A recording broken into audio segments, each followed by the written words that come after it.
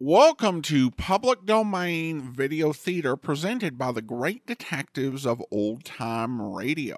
From Boise, Idaho, this is your host, Adam Graham.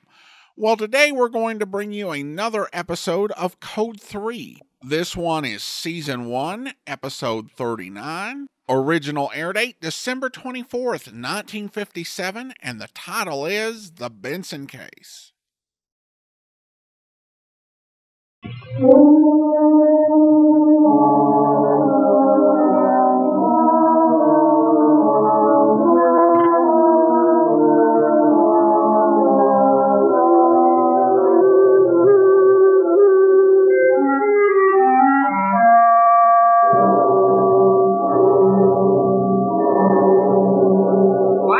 Benson want to destroy a doll you'd made for your little girl.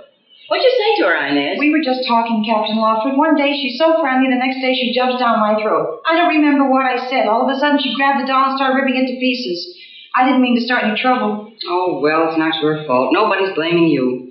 You just get back to work, Inez. Yes, ma'am.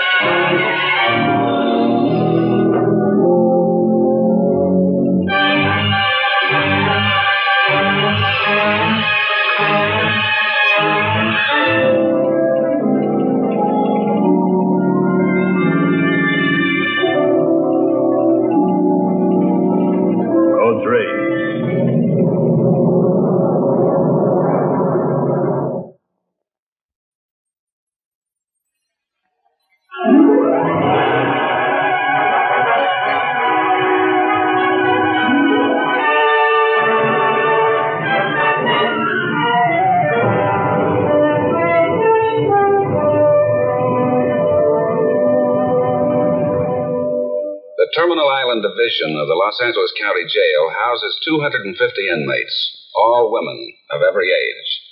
We thought we'd bring you something a little different in the program you're about to see. Perhaps few of you have ever visited such a jail, where our women deputies work with great patience to bring about the gradual rehabilitation of these inmates, some of whom are behind bars for the first time. We're going to give you an authentic picture of the characters and types of some of these women. But our deputies are also sometimes endangered by strangely unpredictable women like blonde Bonnie Benson. Bonnie is awaiting trial on a charge of murder and has become a growing problem for the jail authorities. Beginning to get you, too, huh? From the minute I was booked into this place, all I wanted was out. Well, at least you know you're going to get out. Look at me. Every day I keep hoping something good will happen, that I'll get in the clear. Did you see the papers this morning? How can I prove I wasn't someplace when they're digging up witnesses all the time willing to swear I was? I keep telling you you'd be better off not to read those papers. It's just my luck to get mixed up with Mac Emmons and that Freddie. Oh, they're no angels, maybe, but nobody can tell me they'd beat an old man to death. And do I look like I'd murder anybody? Take it easy, Bonnie. You got a good lawyer. He believes you. Let him worry about getting you in the clear. Even with a good lawyer, you need a little luck. Mine seems to be running out. Never thought I'd be in on a bum murder rap. Tough break, Bonnie. Wish I could do something to help. What could you do? I got friends. Just figured maybe I could help you fix up an alibi. What's in it for you? Come off it, Bonnie. I'd just like to help you the way I'd like some of you to help me if I was in your tough spot. Can a gal even sympathize without she's got an axe to grind? Oh, you're a good kid, Kate. Sorry for everybody. Except maybe that guy of yours. You keep conking on the head with the bookends. Yes, Fred. Must have been quite a free-for-all to call out the riot squad. That old biddy lives next door turns in the alarm if I just sneeze. 3 times in 1 month, would you believe it? Wonder if that big lug misses me. Sure miss him. Holy Toledo, I'm doing the laundry room. Wait a minute, before you go, let me see her. Ready to pack up and go home any time you say? I'd send you home in a minute. I didn't guarantee you wouldn't be back here before the week was out. My fault I'm getting clumsy. When I was young and frisky, they never caught me lifting things off them store counters. Almost 35 before they jugged me. And that's a record in any... All right, Aggie, we know your story. Where's your booking envelope? Gee, must have left it in the dorm. You know you're supposed to have it with you.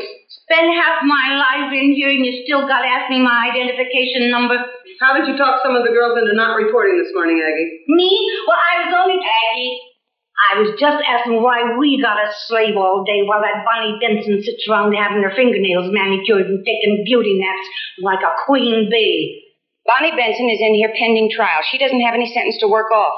If she doesn't want to do any more than is required of her, she doesn't have to. I guess you've got to be in on a murder rap to be pampered around here. Well, if her nibs don't wash dishes, I'm not going to wash dishes. And that's how a lot of the others feel. Well, they'll feel different when they find out that they forfeited their good behavior time and have to serve out their full sentence. Getting out sooner may not mean much to you, Aggie. You've got no youngsters on the outside that need looking after. Can't hear a word you're saying if you can't lift your voice hard. It seems to me like it's getting harder for you to hear us all the time, Aggie. Maybe you need one of those hearing gadgets. Where did I get that kind of money? Everybody can hardly heist enough to get to eat. What with staying in here all the time? You know... Try this on for size, Aggie. It's one of those fancy ones. Why, it's more like an earring than a hearing aid. Gilding the pill, huh? I suppose you think a little bribe might win over old Aggie. I suppose you figured that I'd be so grateful of being able to hear all the chit-chat that I'd bring you a few tidbits. You've got a nerve. Oh, have you ever known us to encourage anybody to spy on you, Aggie? Now, have you? No, this was bought for you out of the Sheriff's Rehabilitation Fund. We just thought being able to hear might make things pleasanter for you. Now, that was the only reason. It's not returnable, so keep it among your souvenirs. We haven't got any use for it.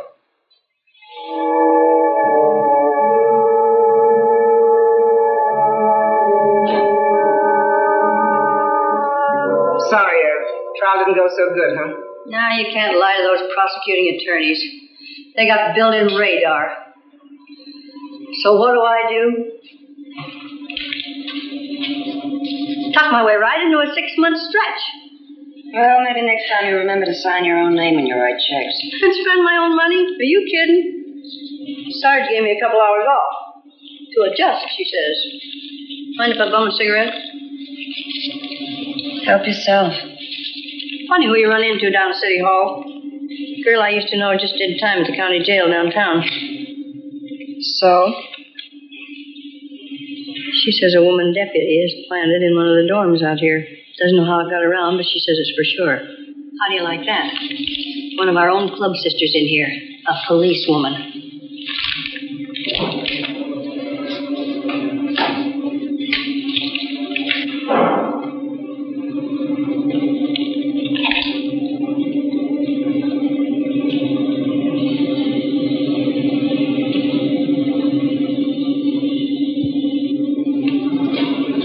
The only reason the law goes to that much trouble is for someone in on a major rap. They figure that's me. That's okay, Bonnie. I'm happy to do you the favor. Maybe someday you'll...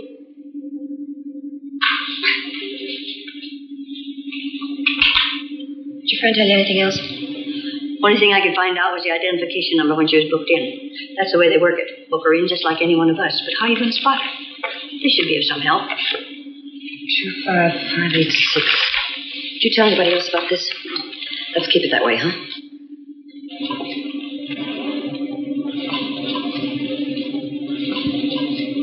I see you've been wired for sound. How's it for eavesdropping? What did you say? That thing any good? Well, it got so far as static. Can't figure the dang thing. I know they give me a piece of junk. Oh, come here, Aggie. Let me help you with that thing. I used to have a landlady that had one of these guys. Hey, what are you trying to do? Bust my eardrums? I'll fix it myself.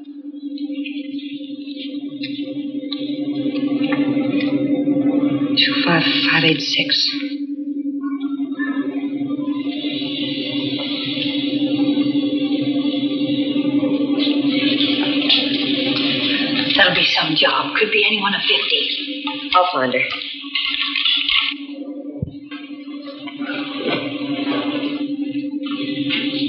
I was just looking for a cigarette. I'm fresh out. Just keep out of my pockets. You want something? Ask for it.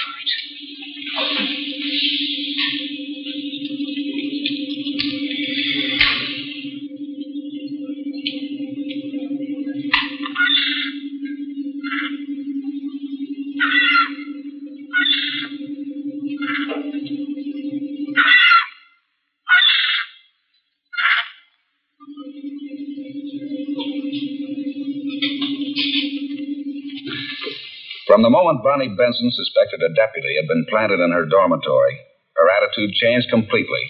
She took on the aspect of a model inmate, became very cooperative, friendly, took part in all social and recreational activities in an effort to establish closer contact with the others, with one purpose in mind: to gain access to booking envelopes bearing the identification numbers which each inmate is required to carry on her person. 7046.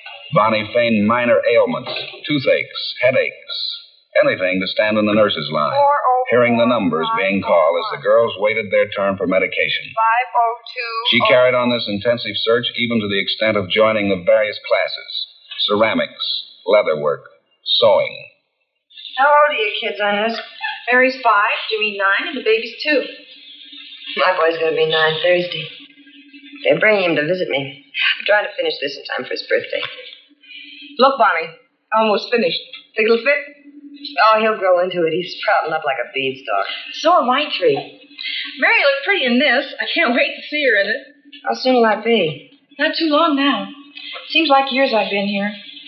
My mother sent me a picture.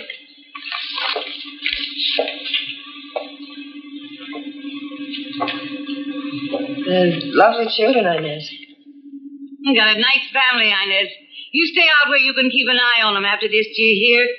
Kids need good mothering unless you want them to grow up knowing the inside of a jail. Once I get out, I'm never going to be away from them again. Hey, we got company. Get a load of the new recruits.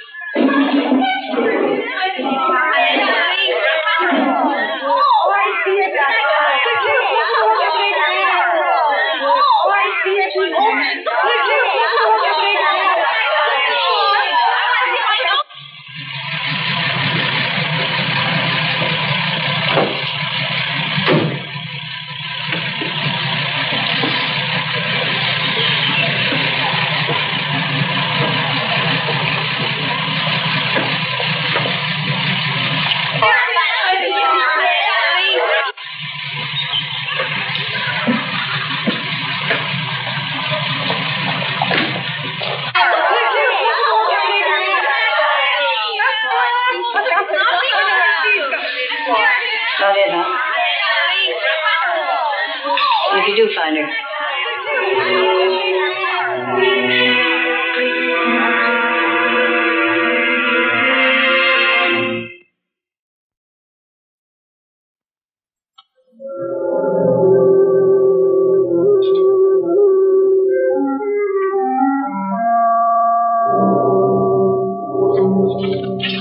Oh, sit down, Bonnie. He'll be here. There's a lot of traffic this time of day.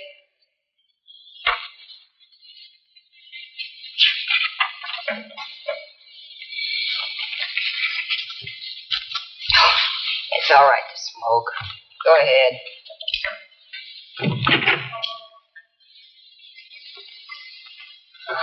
Oh, Bobby.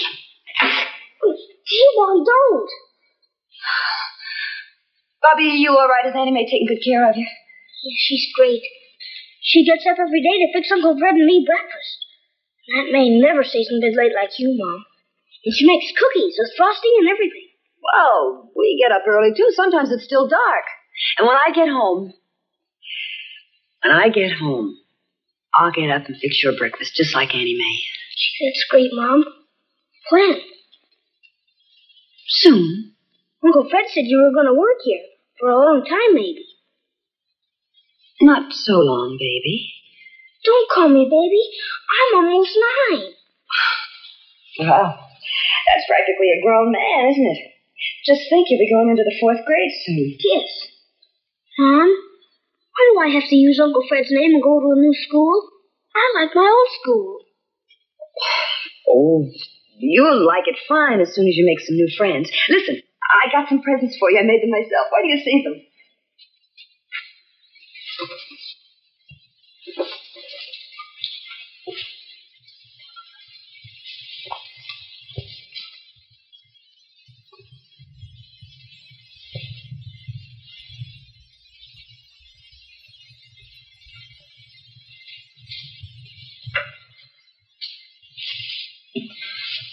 Do you like working in a prison, Mom? I thought they only put bad men in prison. There's old ladies here. Why, Mom? I asked Aunt May, but she wouldn't tell me. Don't you want to see your presents? This isn't the big one, Bobby.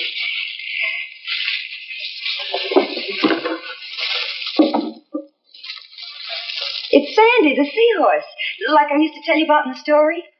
Oh, yeah, now I remember. Sandy the seahorse swam the 7 seas. Sure. It's been so long I almost forgot.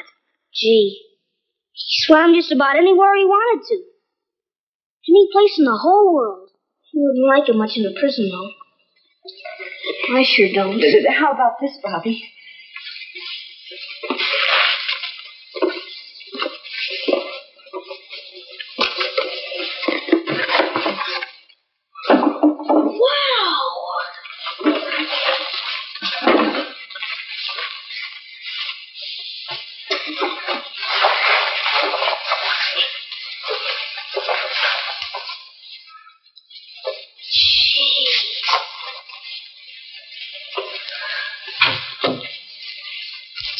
Thanks, Mom. It's a swell present.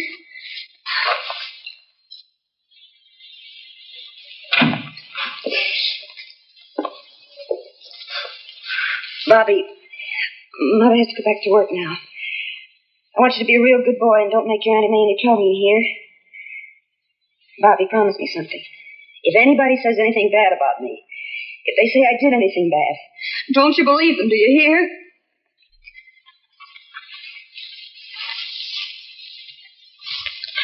Don't you believe them?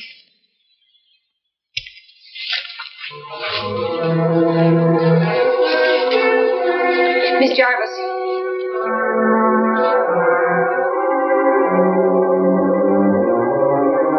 Probably frizzed up like a circus pony. For Pete's sake, Aggie, sit still. I can give a permit the time it takes to fix your hair. I don't see it make any difference if that ear button shows or not. It's too bad we can't all be elegant like your friend Lady Macbeth. No, quit it. You're no Lily to be criticizing anybody.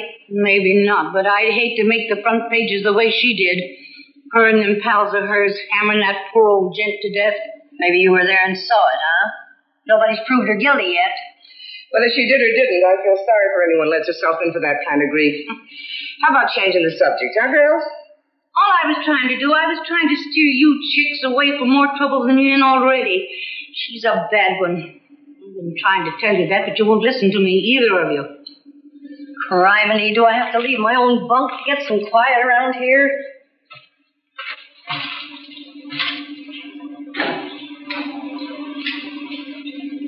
If that's me I'm looking at, you've turned out a miracle. How did you do it, Kate girl? Think nothing of it, Aggie. A labor of love.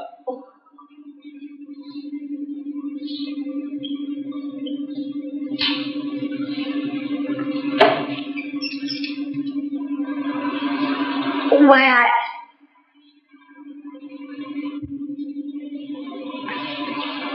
Bonnie? Something wrong? Is it Bobby? He's all right, isn't he? I think I'll go and show the captain she'll fade dead away from shock.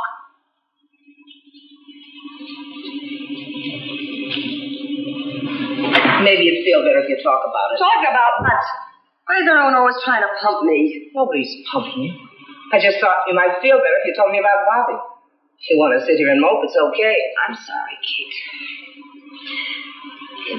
It wasn't easy. Never easy saying goodbye to your own kid.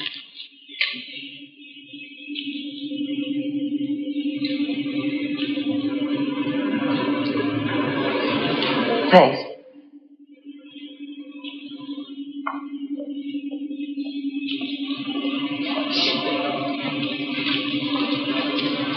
Well, that one's sure been leeching onto you lately. You seen her identification papers? Oh, cut it out, Ev. Kate's on the level. Offering to stick her neck out for me, nobody else has. You got a lot to learn, kid. You ain't had much truck with the law up till now, have you? If you mean that's the way they operate, you're top on my list, Ev. Dishing out all those little favors for me. How about spieling off your own ID number? Look, I'm the one stuck my neck out to help you. You've got a gall. Listen, if you want to see my ID papers, you're going to have to find a smarter way of doing it.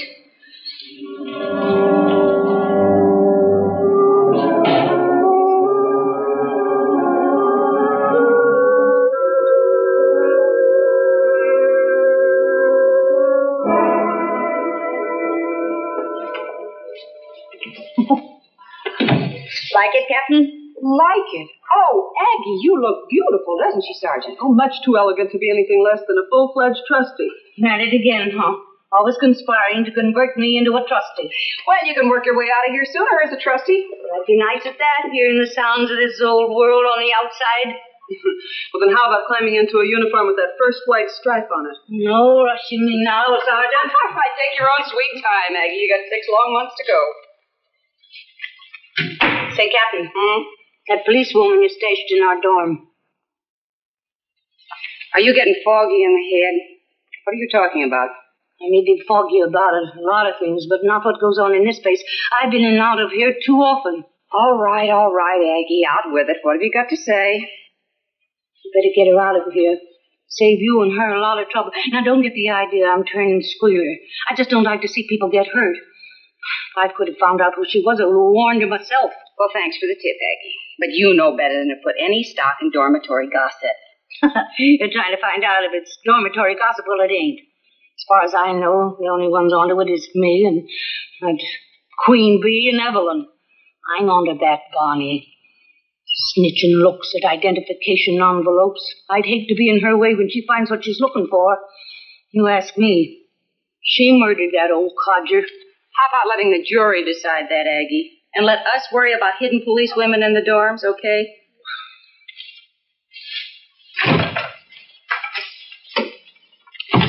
We better get our girl out of there.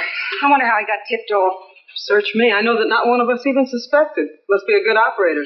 Well, we better move before Bonnie tabs her and gets her claws out. 3 months cooped in this place with nothing but women. When I get out, I'm blowing my wad on some fancy togs and dance the soles off a dozen pair of shoes. Is that what you're really looking forward to, Jen? Well, what do you think? Sitting up with squalling brats all night? Cooking 3 a day for some lung kid? Who are you kidding, Jen? You'd hock your eye teeth for some lung kid willing to walk you down the aisle. Things was pleasant around here till you got that ear button. Hey, Kate, remember that snooty babe got booked in the same time we were? All I remember is she got bailed out before morning. I'm still here. Don't let it eat you. She's that Miss Fancy Duds got booked in again yesterday. But you should have seen her that night. Up to here in mink. Should have heard the howl she put up. Nobody was putting a number on her, but they did. From the social register to the police blotter. And Kate Farley and me booked into this fancy resort right behind her. Jen, I didn't know you and Kate were booked in together. Sure, Kate was right smack in front of me. Oh, anybody can see I'm no great shakes at ironing. Hey, Ines, how about giving me a hand with these sleeves, huh? Jen, you believe in numerology?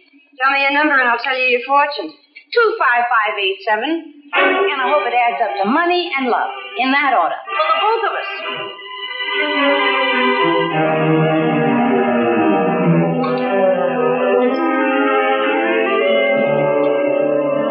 All right, Carter. You're due for a facial.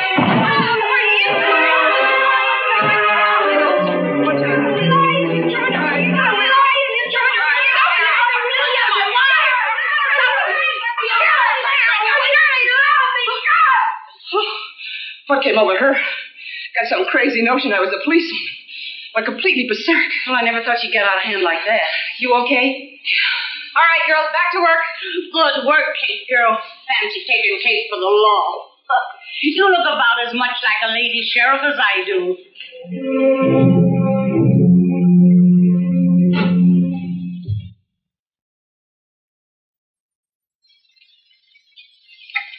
Bonnie Benson was not only unpredictable and dangerous, but a woman with an alert mind.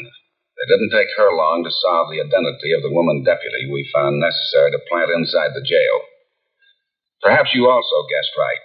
It was Kate, whom we assigned to Bonnie's dormitory. Bonnie Benson was found guilty of murder in the first degree, paying the maximum penalty for her crime. Her fine young son, Bobby, was given over to the custody of his aunt and uncle, with whom he now lives in the Midwest, entirely free from the tragic past of his mother. Oh, one other thing. You'll be glad to know that nowadays the only reason Aggie Martin returns to the county jail is to pay an occasional visit to the deputies, who she feels made possible her wonderful new life. And now a word from Eugene W. Biscaloose, Sheriff of Los Angeles County. Friends, the members of the Los Angeles County Sheriff's Department are pleased to cooperate in the production of Code 3 in the interest of crime prevention and rehabilitation. We hope you'll join us again next week for another true case from our files. I thank you very much.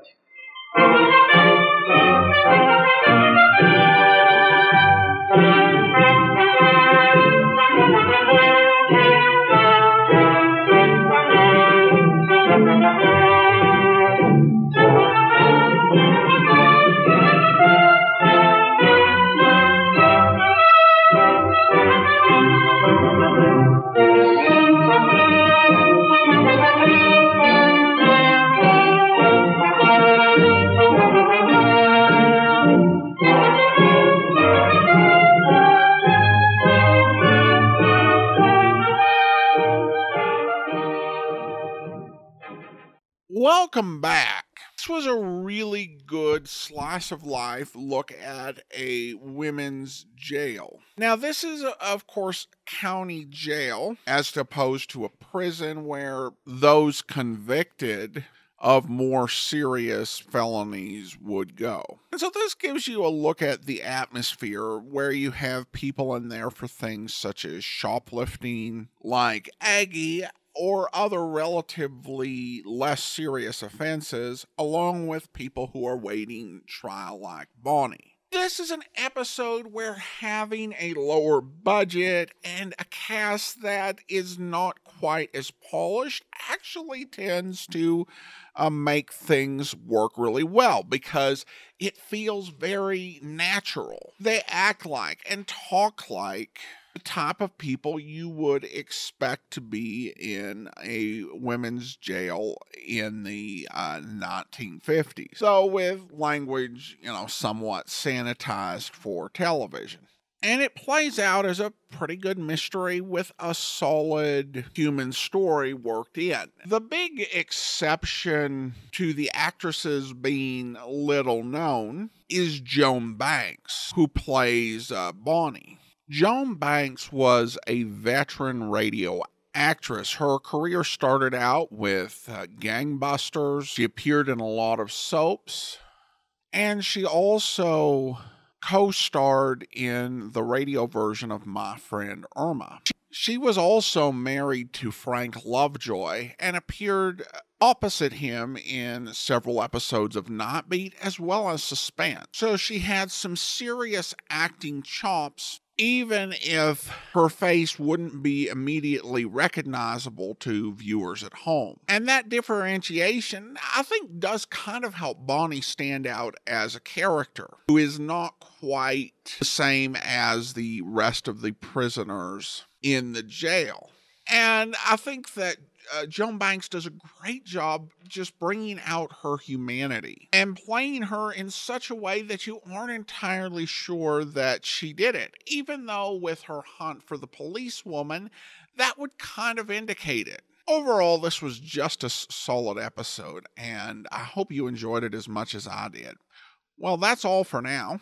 Join us back here next time for another episode of Public Domain Video Theater. In the meantime, send your comments to box13@greatdetectives.net. Follow us on Twitter at Radio Detectives and become one of our friends on Facebook, facebook.com/Radio Detectives.